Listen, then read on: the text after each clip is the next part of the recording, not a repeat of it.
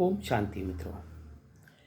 हम भोजन का बहुत ध्यान रखते हैं क्योंकि जैसा हम अन्न खाते हैं उसी तरह से हमारा मन भी होता है।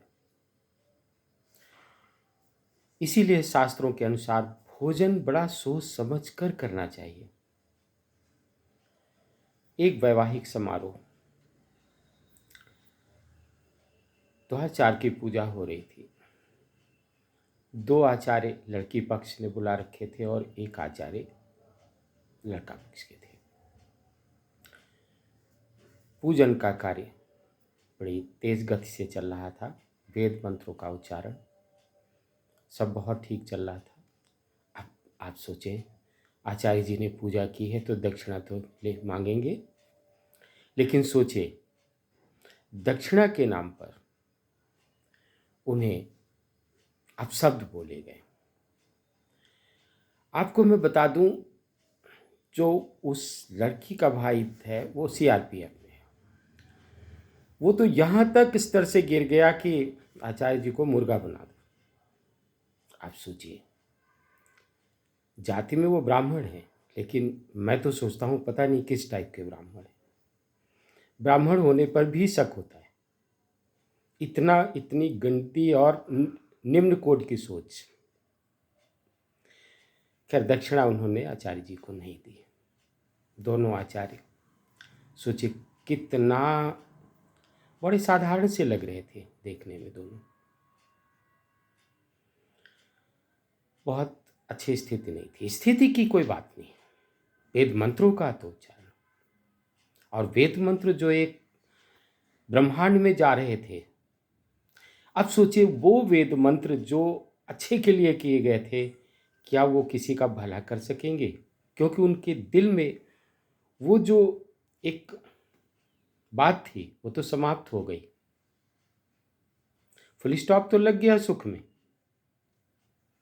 कितना भी हम कर लें, इसके बाद हम कुछ भी करें, लेकिन वो फुल स्टॉप तो हो गया।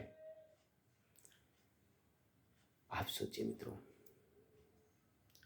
यदि आपके भी समक्ष ऐसी बात आती है तो आप ऐसे लोगों का ना तो भोजन करें, पानी भी बिल्कुल पीने की ज़रूरत नहीं है।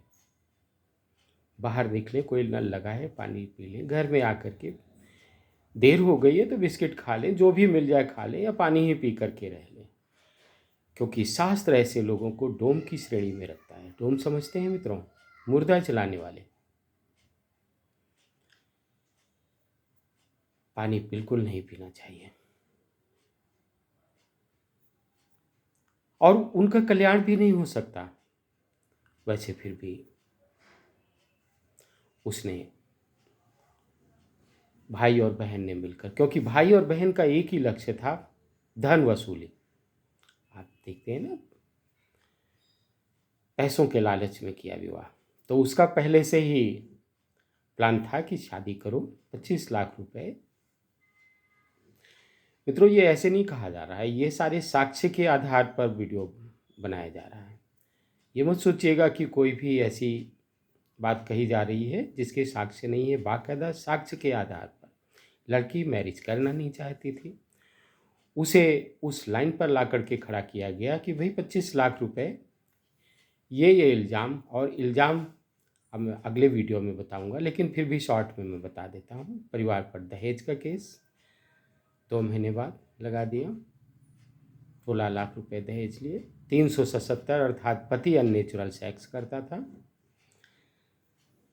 ससुर गलत नियत रखते थे। गलत नियत नहीं मित्रों, वीडियो रिकॉर्डिंग उस बात की है कि ससुर कमरे में जाकर ऊपर लेट जाते थे। ये ऐसे वैसी बात नहीं। तो 354 भी हो गई, 323, 504, 506, 452 जैसी। अब इन धाराओं को जब पढ़ेंगे तो आपको खुद महसूस हो जाएगा। एक अभी बची हुई है 376, पता नहीं उन्होंने नहीं लगाई, जबकि वो घर के पले हुए कुत्ते पे लगा सकते थे 376। और तो कोई कस्टमर घर में था नहीं जिसके ऊपर ये लगा दी जाए। हम कस्टमर ही कहेंगे, क्योंकि प्राणी कोई नहीं था कुत्ते के अलावा। लेकिन कुत्ते पर 376 लगाना वो भूल गए। परिवार तो चाहता है, आग्रह करना चाहता है कि भाई 376 मेरे कुत्ते पे भी लगा दो, उसको भी कोर्ट ले जाओ। तो मित्रों, बात केवल इतनी है कि मित्रों, ऐसा घृणित कार्य आप ना करें, लेकिन जहाँ पर आपका स्वार्थ होगा तो आप जरूर करोगे। उस परिवार का स्वार्थ था केवल पैसे लेकर रिश्ता करना, और रिश्ता नहीं करना, केवल पैसा ही उनका लक्ष्य था। 25 लाख, जो लड़की खुद बोल रही है स्टेज से लेकर। लेकिन ये परिवार की गलती है कि जब उसने बोला था तो वहीं पर रिश्ते को डैमेज कर देना चाहिए था, लेकिन कोई बात नहीं है।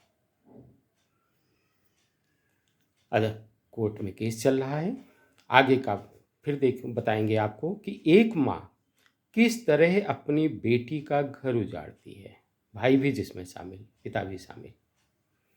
तो इंतज़ार करें दूसरे वीडियो का। ओम शांति।